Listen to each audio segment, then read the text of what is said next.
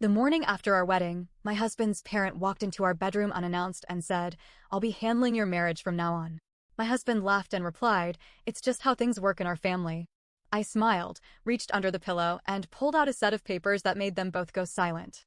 I didn't grow up in a household where people just walked into rooms without knocking. That wasn't a thing. My parents taught me about privacy and respect, especially when it came to relationships. Apparently, my in-laws missed that lesson. I married my husband, Luke 29 male, after dating him for 2 years. I won't lie, I noticed his family was intense early on, but I thought it was just overprotectiveness. I ignored the little things. The way his mother, Mary, always spoke for him. The way his father, Richard, seemed to expect total obedience. The way Luke always caved to them without a fight. I made excuses. He's just used to them being involved. It's just how their family is. It won't affect our marriage. It affected our marriage. The night before, we had our wedding in Savannah, Georgia. Small, beautiful, exactly how I wanted it. I was exhausted but happy when I woke up. Luke was lying next to me, scrolling through his phone like nothing in the world was wrong. I stretched, feeling that warm, content just married feeling, and then our bedroom door swung open. No knock. No hesitation. I jerked upright, barely pulling the blanket over myself before Mary and Richard walked in like they owned the place. "Good morning," Mary chirped. I froze. My mind couldn't process it. Were they seriously standing in our bedroom? Luke barely looked up from his phone. "Hey, Mom." "Hey, Dad." Like it was completely normal. I blinked. "What are you doing?" Richard sighed like I had just asked the world's dumbest question. "We wanted to check in before we start planning things." "Planning what?" I asked. Mary smiled. "Your marriage, of course." The way she said it made my stomach turn. "Excuse me?" Richard stepped forward, arms crossed. "We'll be handling things from now on. The big stuff, finances, house decisions, vacations. Don't worry, we've done this before." My brain short-circuited. Luke, my brand new husband, laughed. "Yeah, babe, don't worry. It's just how things work in our family." Like it was a joke. Like I was overreacting. I felt my fingers clench the sheets. "Wait," I said slowly, "you're saying you expect to be in charge of our marriage?" Mary tilted her head like I was a confused toddler. "Sweetie, we're here to help you. We help Luke's brother and his wife too. It's for the best." Then, she beamed. "Oh! Speaking of, we already booked your honeymoon for you. You'll be going to a resort we picked." I could actually feel my pulse in my ears. They booked our honeymoon. Without telling us. Without asking. Like it was their decision. I turned to Luke. "Did you know about this?" He shrugged. "Yeah, my parents always handle that stuff."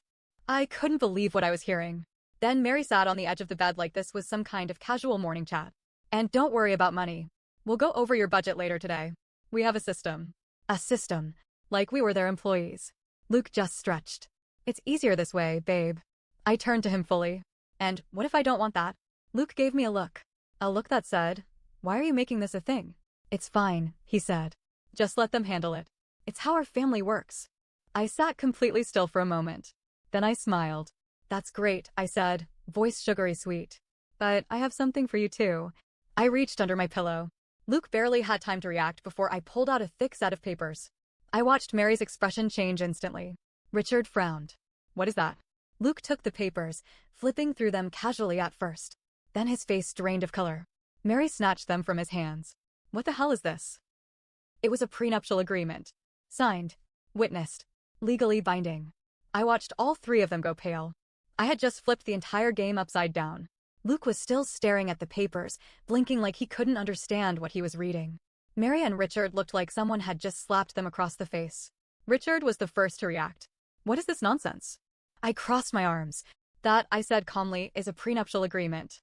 Mary shook her head, flipping through the pages with a nervous laugh. This can't be real." "Oh, it's very real." Luke finally spoke, his voice weak. "You made me sign a prenup?" I turned to him. "You don't remember? We signed it 6 months ago. You were so confident it wasn't necessary, so you didn't even read it."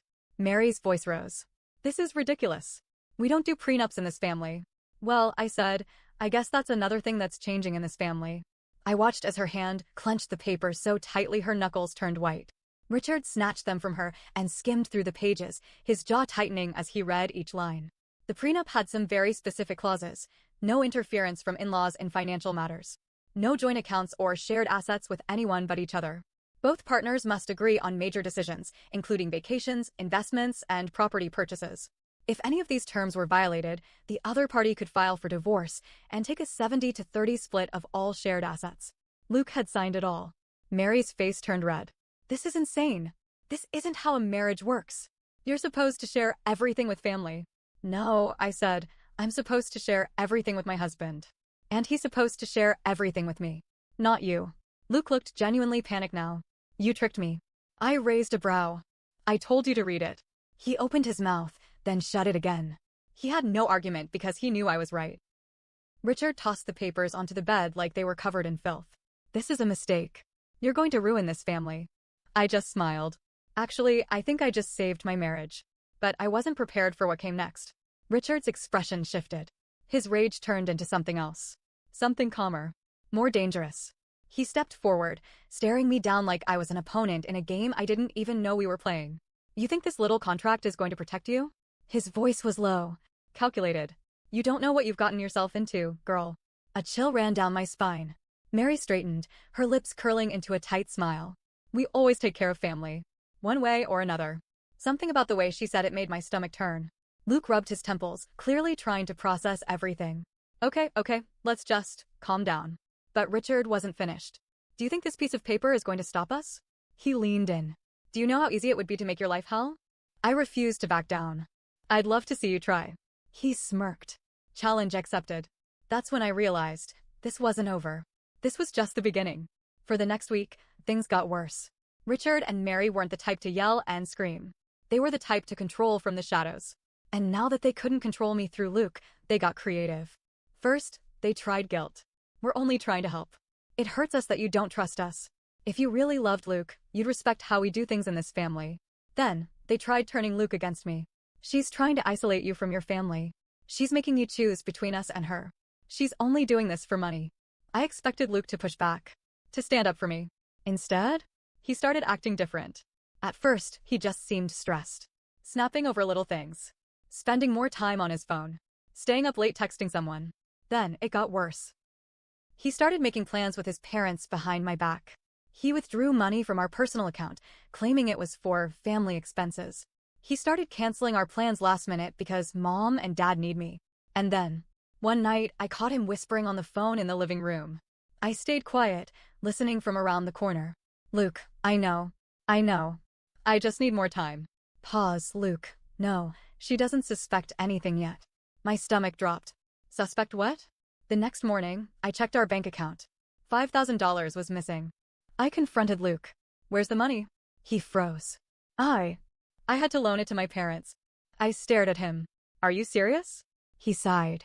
Babe, it's not a big deal. They needed help. He violated the prenup. I looked him dead in the eye. You know what this means, right? He swallowed hard. For the first time, I saw fear in his eyes. Because he finally realized I wasn't playing games. And I wasn't going to let him or his parents win. Luke stood there, frozen. I could see the exact moment he realized he had made a huge mistake. He opened his mouth, then closed it again. He looked at his parents, then at me, then back at the prenup in my hands. Mary was shaking. Richard's face was a shade of red I hadn't seen before. You, he seethed, pointing a finger at me. You tricked him. I scoffed. I asked him to read it. He didn't. That's not my fault. Mary laughed bitterly. Oh, honey, you really think this is going to protect you? I stood firm. I don't think. I know. Richard exhaled sharply through his nose. Fine. You want to play this game? Let's play. And that's when things got worse. For the next 2 weeks, I noticed little things changing. Luke started working late. Mary and Richard suddenly had keys to our house. Money in our joint account began disappearing in small amounts. I confronted Luke about it. He shrugged, acting like it wasn't a big deal. They just need help with some things, he said. I stared at him. Why do they have keys to our house? Oh, he rubbed the back of his neck. I gave them a copy. Just in case. In case of what? He hesitated. Emergencies? I laughed coldly. So, what? They're expecting emergencies at 7 a.m. when they waltz into our bedroom? Luke rolled his eyes. You're being dramatic.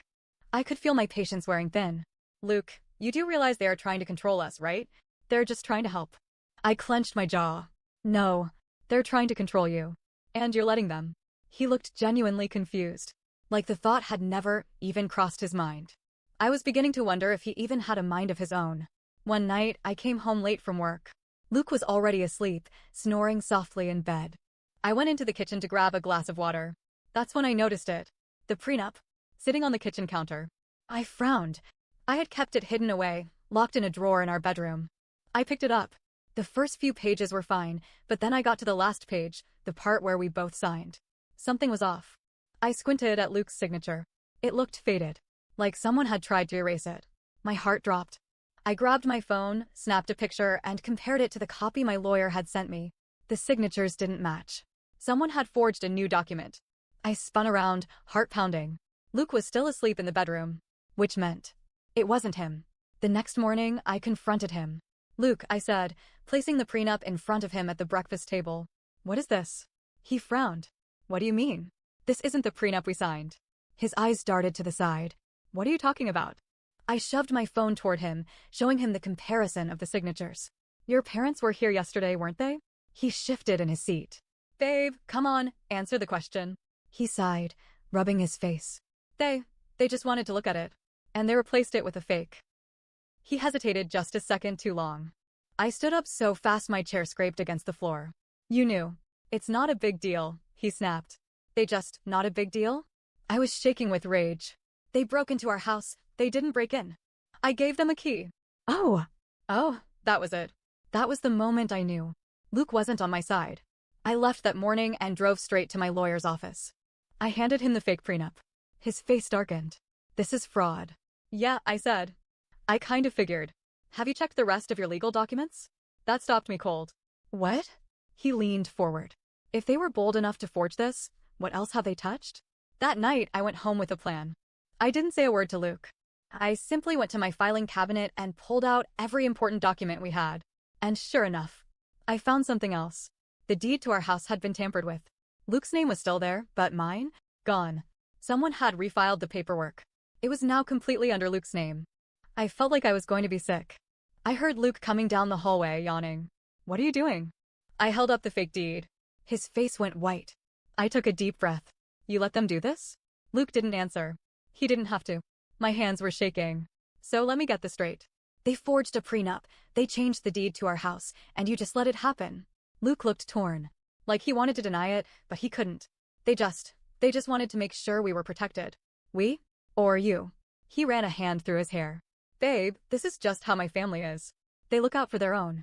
I laughed. A short, bitter sound. "Well, congratulations," I said, tossing the fake deed onto the table. "Looks like you're finally one of them." Luke's face twisted. "You're overreacting." I grabbed my keys. My purse.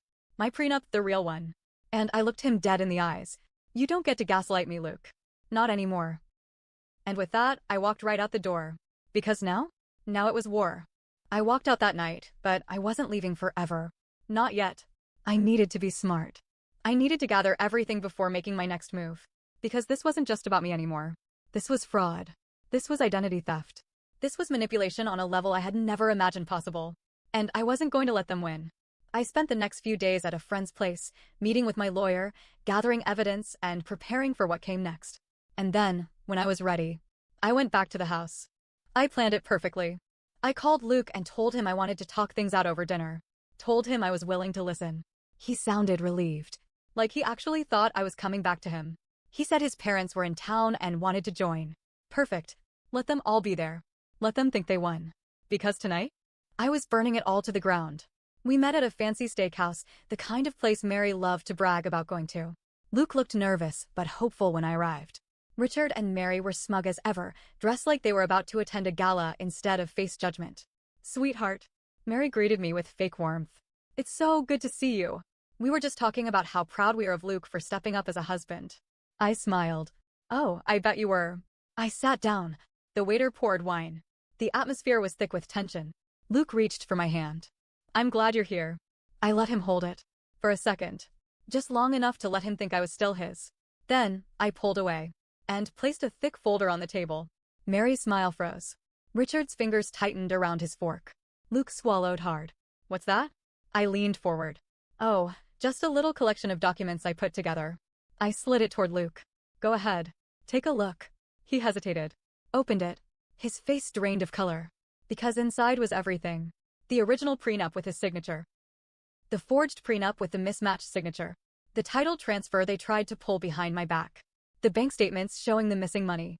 Everything. In black and white. Mary snapped the folder closed. This is ridiculous. I smiled. Is it? She turned to Luke. You're not going to sit here and let her attack us, are you? Luke looked like he wanted to crawl under the table and die. Richard was silent, his jaw clenched. He knew. He knew they had been caught. Mary, however, was still delusional enough to think she could talk her way out of this. You have no proof we did anything wrong, she said. And honestly, I find it insulting that you'd even accuse us. I pulled out my phone. Clicked play. And suddenly, Mary's own voice filled the air. Mary's voice. Do you think this piece of paper is going to stop us? Richard's voice. You don't know what you've gotten yourself into, girl. Mary, we always take care of family. One way or another. The restaurant was silent. Mary's eyes widened. Where did you get that? I recorded it, I said calmly. Because unlike Luke, I know exactly who I married into. Luke's hands shook. You recorded us? I tilted my head. And yet you're more upset about that than the fact that your parents tried to commit fraud in your name. He had nothing to say to that. Richard finally snapped. He leaned forward, voice low, full of rage. You think this is over? You think you've won? I leaned forward too. I don't think. I know. Luke begged me to stay. Right there, in the middle of the restaurant, he pleaded. I didn't mean for it to go this far. I was just trying to keep the peace. I love you. We can fix this. I looked at him, the man I once loved, the man I thought I was building a life with. And I felt nothing, no sadness, no heartbreak, just relief. Because I finally saw him for what he was. A coward, a mama's boy who would never choose me over them. So I gave him my answer. I stood up. I placed my wedding ring on the table. And I said, loud enough for everyone to hear, you deserve each other. Then I walked out. And this time, I didn't look back. I filed for divorce the next morning. Thanks to the prenup, I got the house, the savings, and a clean break. Luke tried to fight it. His parents even hired a lawyer to challenge the prenup, but the judge laughed them out of the courtroom. Mary and Richard? Their reputation was ruined. Word got out about what they tried to pull, and let's just say they weren't invited to family events anymore. Luke? He moved back in with his parents. And me? I took my freedom, my dignity, and my brand new life. And I never, never looked back.